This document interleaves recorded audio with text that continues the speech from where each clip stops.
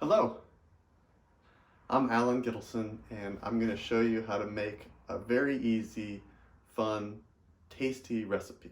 A lot of people have told me that this is one of the most amazing things they've ever eaten. People have said, these are the best ribs I've ever tasted in my life. It's very easy. I'm going to give you the basic recipe right here. This will give you everything you need to know. 4 pounds of pork spare ribs. You can use beef if you want. A half a cup of brown sugar, a quarter cup of ketchup, a quarter cup of white vinegar, 1 garlic clove. That's one of the little small pieces. We'll get into that later on detail. 1 teaspoon of salt, 1 teaspoon of pepper, 2 tablespoons of soy sauce, 15 ounces of canned peaches with the juice and the sauce in them, and some oil for browning. I usually use olive oil, but I do very much enjoy coconut oil, and that's less trouble because of the higher smoke point of the coconut oil. So, how to do it? You cut the ribs in pieces that are just small enough to fit into the pan and brown in the broiler or a saucepan in oil. I use a saucepan in oil. You can drain the oil and place the ribs in the slow cooker. That's the hardest part. Then you just put, like I said, the ribs in the slow cooker. You combine the remaining ingredients and you pour them over the ribs. And then you cover. Cook it on low for 8 hours or more until they're done. How do you know they're done? Wow, they're falling off the bone. It's just all goes down into one piece. They're all flat. It's going to be obvious after you do it. Once, you're going to see how easy it is. This recipe can scale up to any size if you have a large enough slow cooker. It can also be done by cutting the time in half and cooking them on high. It's better when cooked slowly. It tastes better. And you can even skip the browning step if you want. But I recommend it strongly against skipping it. Browning dramatically improves the texture and taste of the ribs. Okay? This is a long-held secret of mine of how to make these, and I'm going to share it with you today. I hope you like it. I hope you make them and have fun with it. I want to hear about your experience and any tips you have on making it better. All right, let's get started. All right, first the meat. I've got some St. Louis style pork spare ribs. I've made them with other kinds of pork ribs. I think they have like back ribs. At first I was very intimidated about the difference between them. Oh, I need to make sure I get the right type. Whatever, some pork ribs. You'll be fine. Doesn't matter what kind. Don't care. They're generally pretty inexpensive. These were originally $5.99 a pound, but they were actually $3.77 a pound this time. And I got 2 packages. Each one is about 3.5 pounds. So I'm making just about 7 pounds of ribs today. And the total price is like 25 bucks. It's not very expensive. You get the ribs, then you're gonna cut the ribs in pieces that are just big enough so you can fit them into your thing that you're gonna brown them on. For me, I'm gonna use this skillet, which you can see about the size of it. And I'm gonna cut them so that they can fit in here. I'm gonna brown them on one side for about 1 minute, and then I'll put them on the other side and brown them for about a minute. And we're gonna drain the oil after that. That's it. This is the hardest part. And you don't have to be precise about what you do. Just even if you follow these steps very roughly, you're gonna get great, delicious ribs. I guarantee it. All right, here we go. Got our skillet. We're going to turn on the heat. There we go. We got cooking with actual fire here. And we're just gonna heat that up. We're gonna be conscious of our safety. I've got this, happen to have this brown BROWNE piece that makes it safer to grab this so I don't burn my hand on my hot cast iron skillet. This will get very hot. I'm gonna heat that up. Once it gets warm, we're gonna put some olive oil. I happen to be using Trader Joe's imported olive oil packed in Italy. This is not the fancy stuff. This is just some olive oil. I could, sometimes I also use Trader Joe's organic virgin coconut oil, but we're not going to be using coconut oil today.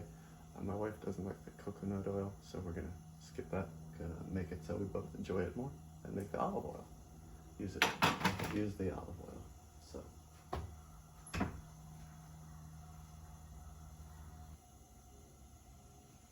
All right, our pan is getting pretty hot. We're gonna put some olive oil in the pan.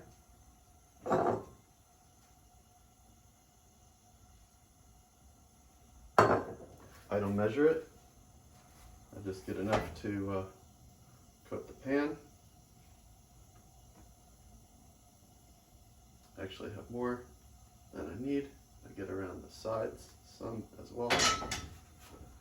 And I'm going to say this. This is a little tip I have about how to know if the pan is hot enough. When I can see this pattern of the metal made in the pan, I can see it right now. I'm going to try to show you. I can see sort of these lines in the pan. I don't know if you can see it with the light. Let's try to get it. Capture this on camera. You see the lines there on the pan? You can see them here and here and here, and then there's a collection of the oil in the center. That's sort of this pattern of, I think, of the metal and how the pan was made. So no matter what I do, it goes into that pattern. You can see it roughly depending on how hot it is. Now it's getting too hot and starting to smoke. We do not want that. So I'm going to lower the heat. Okay, I lowered the heat to medium because it's already starting to smoke the oil. We don't want that. And we're going to just put some ribs in there. Here we go. I normally time them for about a minute. Here we go.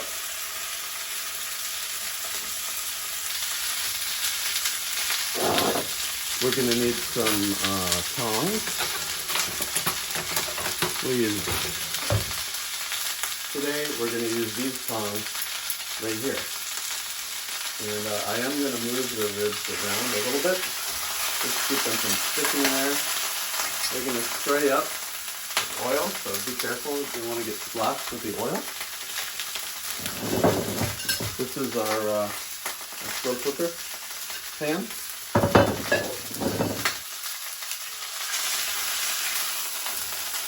You can see it's starting to get brown. We'll brown them a little bit more.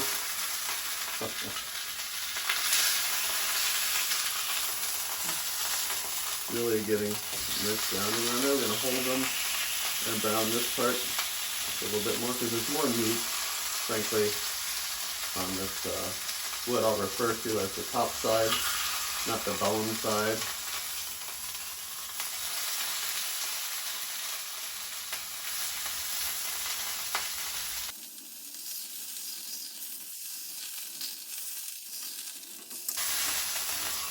See how we're doing. Okay, browned a little bit. I'm not delicate with it. Doesn't matter. And you can see I even got this browned a little bit, just from a little touch on it. See how we're doing here. Okay. We're going to try to brown this little part here. Holding that onto the skillet. There we go. And like that. Just put it up against the metal in some oil. Let's see how we're doing.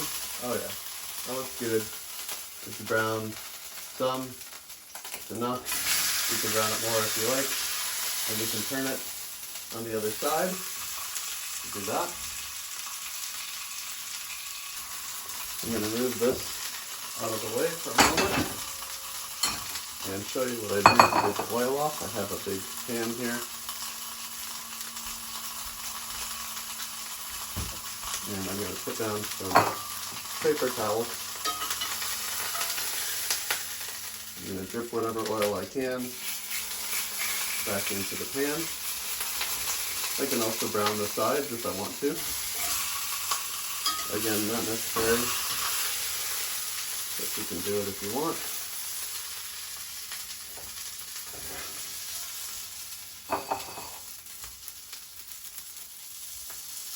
We do it as a part of dripping the oil. We're just going to take this here, no more oil even dripping off of it, and we're going to put it in there. There we go, that's it. Then we're going to repeat, and I'm going to layer paper towels on top there. You can even dab them if you want, just that's fine. And then the oil will be soaked up by the paper towels. And we'll repeat.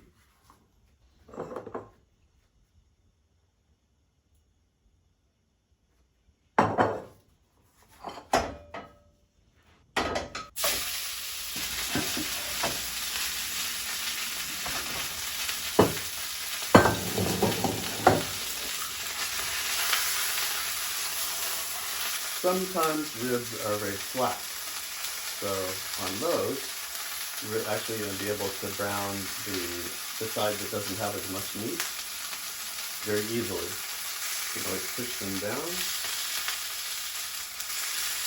to make the meat contact the skillet. That's enough, so we don't want to burn it.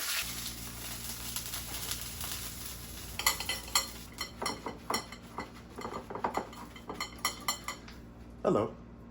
I'm going to take a brief moment here and move things around so it's easier for you to see.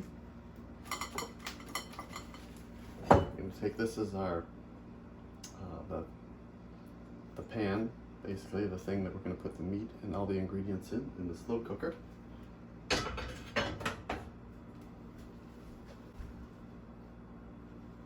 I normally keep that out of the shot, away from the stove, so that we don't want oil splashed up on that.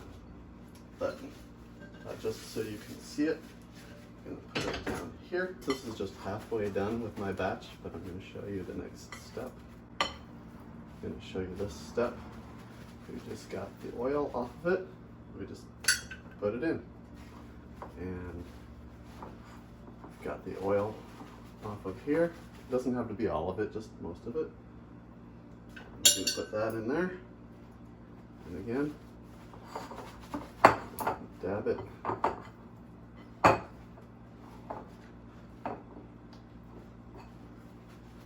Take that and put it in here. So now we've got that, and we're going to do the rest, and the rest I'm going to put in around the sides here because it doesn't need to be flat or any special way, and then we're going to pour the rest of the ingredients on top of it. Okay, so now we have browned the ribs, and we have this one note, a safety note. Of course, I'm cleaning up all the things from cutting the ribs, the blood, and all that sort of stuff, keeping that over on the sink side. And there's going to be, depending on how well you do, there's going to be a lot of oil residue around. That's why I kept my pot that I'm going to put into the slow cooker separate from things, but there can be a great deal of oil, and you want to avoid having any kind of an oil fire either now or later.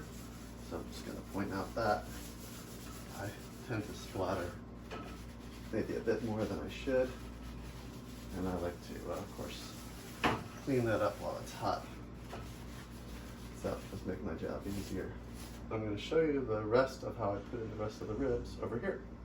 Slide that in on the side here. Again, no perfection, doesn't matter. We're gonna get these paper towels off of there. Definitely don't cook any paper towels.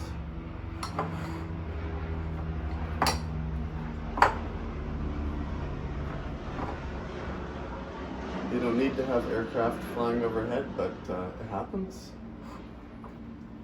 We're gonna put this into the side. Actually, we're gonna lay that down. That's kind of a tall piece. And it's getting pretty tight in here, and you can see how much meat we've got in here. There we go. And then this one here. There we go. It fits together just like that. Actually, when it lays down flat, they don't leave much to the side. And then that's the hard part of cooking the ribs.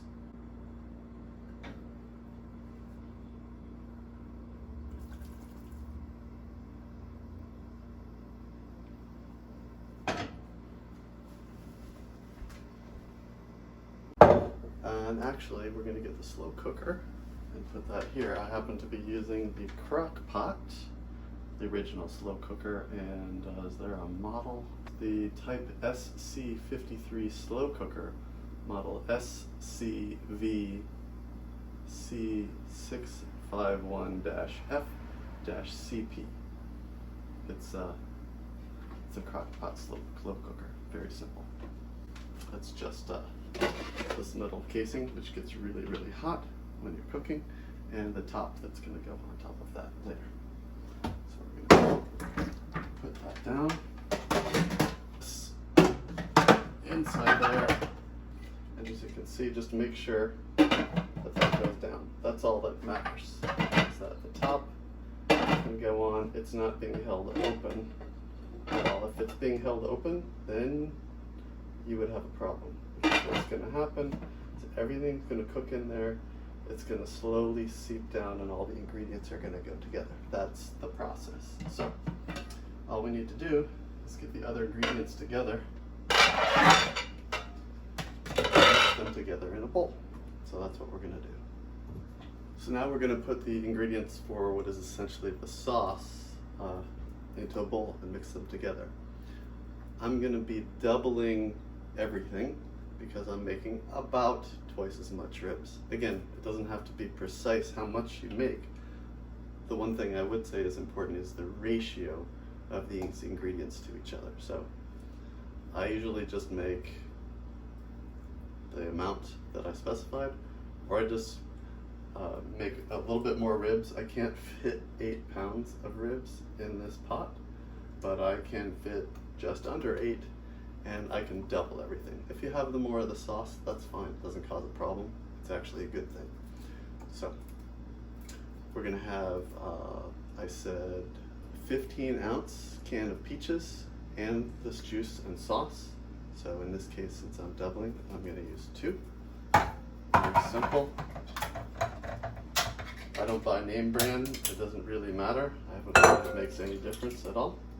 Just put that in there. And another. There we go. There we go. And again, this sauce is gonna make it easier to deal with, to mix up things. Doesn't matter if it's light brown sugar or dark brown sugar. The recipe calls for half a cup. I'm doubling, so I'm putting 1 cup. Put it in. There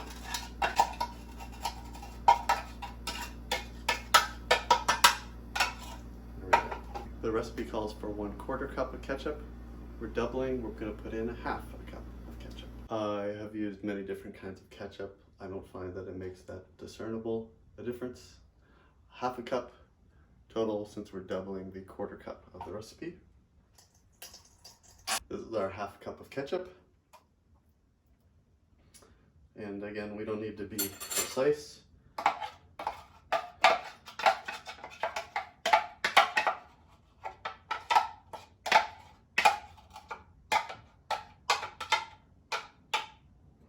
Next, a 1/4 cup of white vinegar. We're going to double, so use 1/2 cup of white vinegar. You can use the vinegar to sort of get all the other things, ketchup particularly, off of the your measuring tool. There's the vinegar.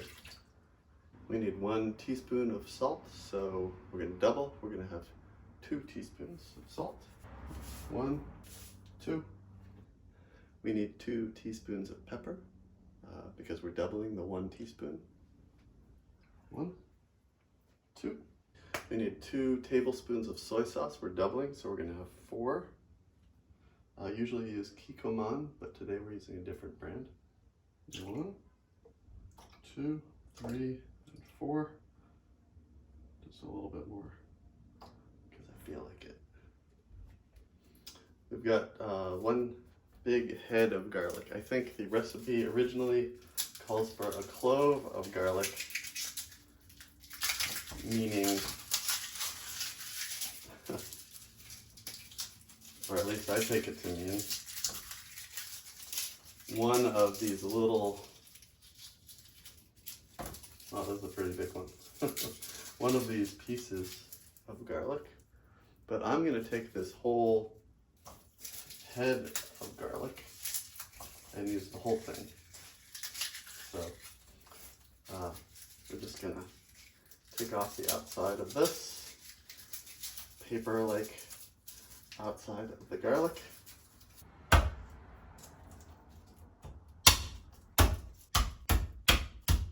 This is what I like to do with the garlic. It's just to take the side of this large knife, smash it, and that does 2 things. One is it allows me to take off the shell of the garlic very easily, and the other is the garlic's all pretty much fallen apart, so I can still cut it up if I want to. Sometimes I just throw it into the pot, it just doesn't matter. Because if it's open up this much, you're exposing all the garlic, and that works fine.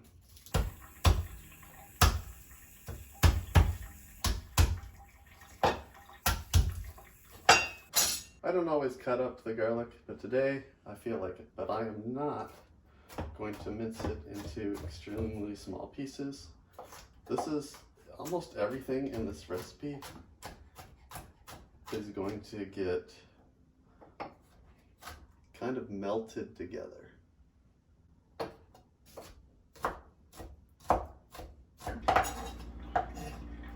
So I'm going to take the garlic, put it in there.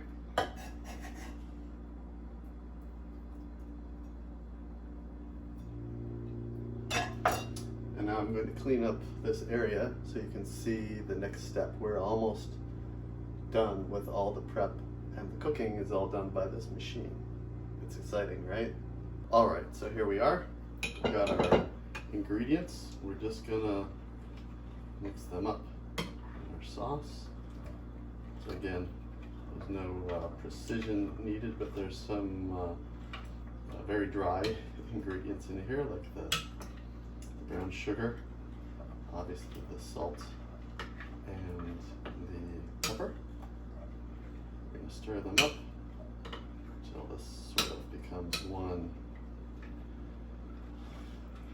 mix. And I'll tell you a few comments about this. I learned that the vinegar is part of one of the keys of this, which is, I think, really helps to melt down, apparently melt down everything in here, including the meat and all the parts of the pork, to have it all just sort of gel together.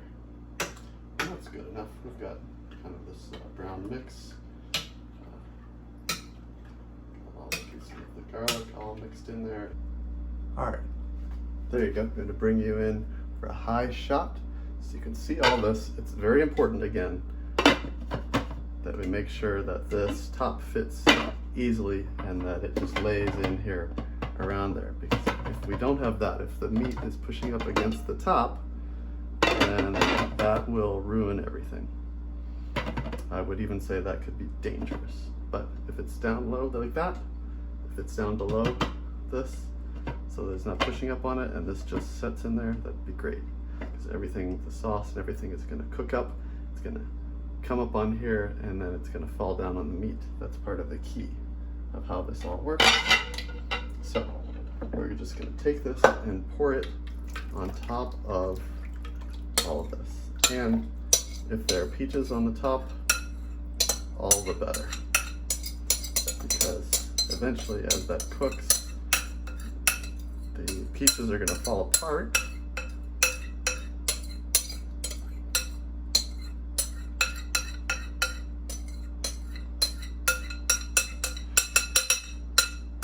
And they will serve to continuously moisten everything. You might be able to see there's a little bit of the moisture down here, you can see, because the liquid. So that serves to keep the bottom of this moist, so the moisture in the bottom, so we don't cause any kind of like a fire or burning the meat. We're going to put this aside. Now we are nearly done with all the prep part. I'm going to put this top on here. Oh yeah, we've got plenty of space inside underneath the lid. We're gonna now plug in the cooker into the wall securely, and I'm gonna set this over here so it's in a safe spot. And we're gonna turn on the cooker. The cooker has a low, high, and warm, and I recommend cooking this for 8 hours on low. However, that's not what I'm gonna do. What I am going to do is I'm going to set this for high. I'm gonna set it on high, set the timer for 8 hours, and then that's it for the first hour. After the first hour, hour and a half, then I'm gonna change it to low and let it cook the remainder of the time on low. The reason for that is this is a lot of cold stuff in there. That meat is browned on the outside, but in the inside it's cold. So we're gonna get this hot at the beginning to try to bring things up to temperature to start cooking, to really start getting it cooking. And after the first hour and a half or so, then we're going to turn it down to the low temperature. And that's it. You see what it looks like right there? And notice how that is going to change. That is going to change dramatically. And this is going to all cook. It's going to get warmer. These peaches are going to fall apart into little pieces. They're going to melt down into there. And these this meat and bone and sinew and everything is going to all come apart, and it's all going to level out. It's going to be flat and level and inside the sauce. And that's one of the ways you'll know that it is done. And you'll see. Let's have fun. So here we are about 3.5 hours later on high, because I had some other things that I was doing today. And it doesn't matter, just keep it here and cooking and see how we're doing. It shouldn't be finished yet, but I must say it should be pretty damn close to finished. So let's see how it is. First of all, you can see probably a little bit of steam coming around the edges. And let's see if you can see from there that it is boiling. When I open the top, you'll see all the steam come out. You see boiling. Here we go, look at that. What you cannot see on the camera is that our whole apartment smells amazing. Amazingly good. So probably now you can see the boiling in there. You can see this stuff is just laying there. The liquid is up pretty high. And let's look at the meat. Now this is one that is not submerged here, so it's still, the meat is still on the bone. But I'm gonna change that by moving them upside down. This one, and I'm gonna show you, you can see, and this is just a spoon, just a little spoon with some holes on it. And look at this. I'm gonna try to take these pieces apart with just a spoon. Look at that. It just falls right apart. So that's just totally flaking apart. So that's nearly done.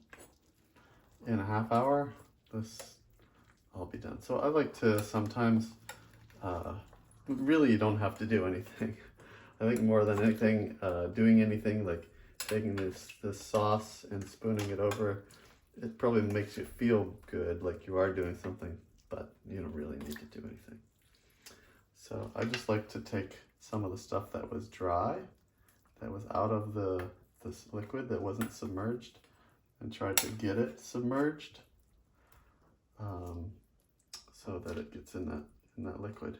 I don't think you really need to do anything because at the end, it's all falling off the bone and it all just gets submerged in the liquid. But you can kind of see probably what's going on now. Look at that. Looks good. So basically, it's almost completely done, and that was just 3.5 hours of doing nothing. So just gonna cover that and let it finish. Hello, and here we are, 5 hours of cooking on high. That's where we've decided to take a little peek and see how we're doing. Now again, you gotta be careful because this is boiling hot in there. The place smells amazingly good. And here we go. Look at all that steam pour out. You can hear it boiling and bubbling away. And now I must point out, this is gonna be just falling off the bone right here. Look at this. Bet you. Oh, I can't believe that does not fall apart. But this is just a fork, no sharp edges or anything. We're just gonna put that in there and twist it just a tiny little bit. And look at that, it comes right off. So just look, it just falls, like literally falls right off the bone. There. And take a piece, and then we're gonna take a little piece over here. This was, you can see the difference. This is the part that was browned before we started cooking, and I'm just gonna blow on that. Oh man, that is so good.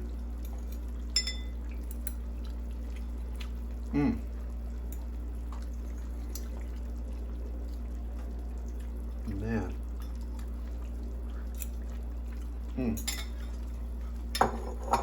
That was so delicious. So, I'm going to take a moment to wash this fork off.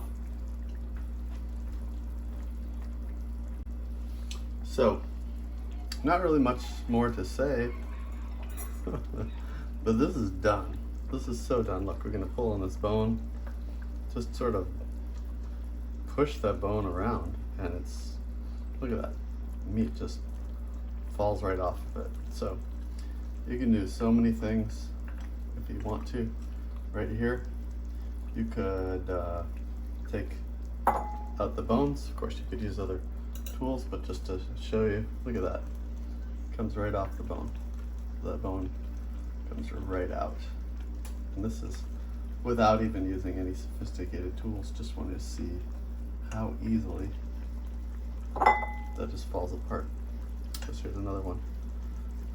Twist it just a little bit. Just pull that. Look at that. This comes right off. So I think you get the point. These bones, in fact, they're very hot, but they're pretty soft as well. There are a lot of things you can do with this. I like to just simply serve it over rice, over plain cooked white rice, which I've made in the rice cooker in the meantime. And you can have it any way you want. It's delicious. A few things I will note. It's great if you let this cook a long time. You are in almost no danger whatsoever of overcooking this.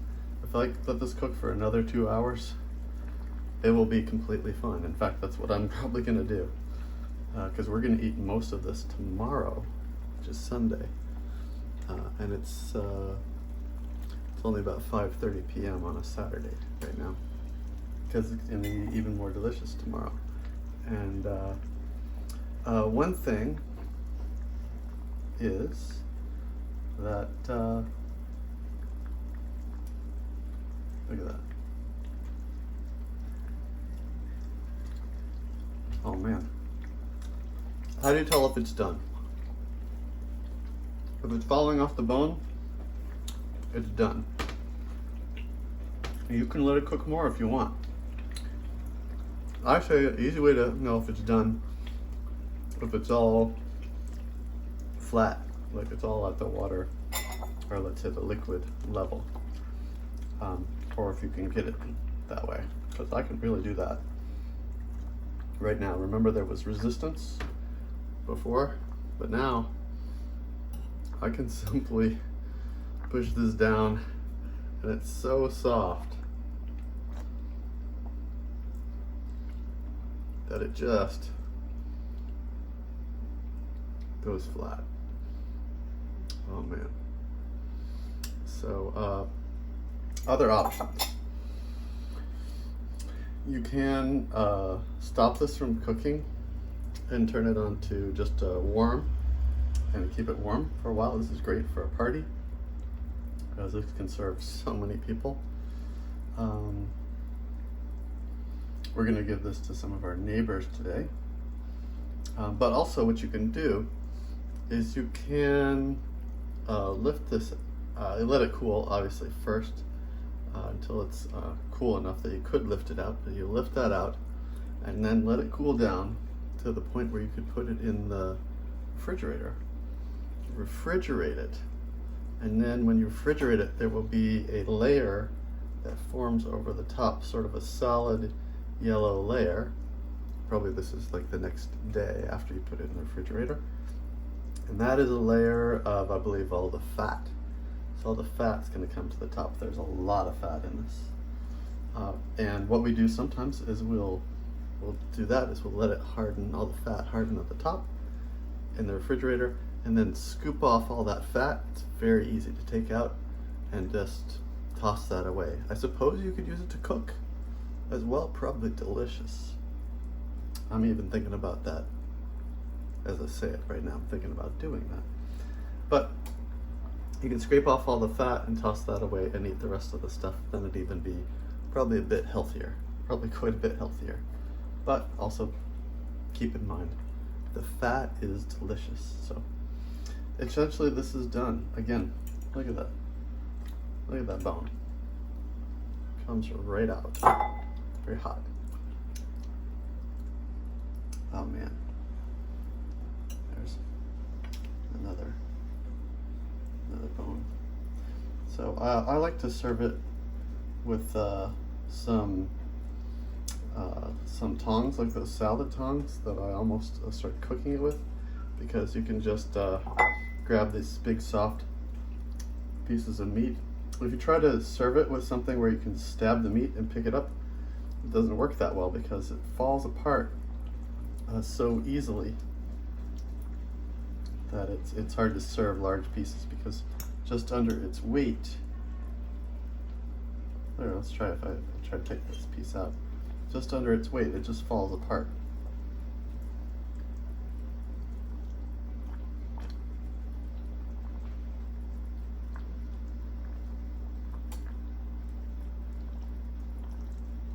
So I know I was going to cook this with 1 hour on high and then cook the rest of the time on low, but we were out today and I wasn't able to get back here to turn it down onto low soon enough, and we wanted to have this for dinner tonight. We changed our plans, and so we'll just have this for dinner tonight and put plenty of leftovers for tomorrow. Anyway, that is the delicious peach ribs. I hope you make a fantastic batch yourself, and I want to hear about it, and even if it just turns out great, but also any kind of variations that you might have or anything, I want to know about that. This is great sauce. You can put it on anything. You could just put the sauce over rice. Oh, so yummy. I gotta go tell my wife I'm done with this and figure out what we're gonna do for dinner.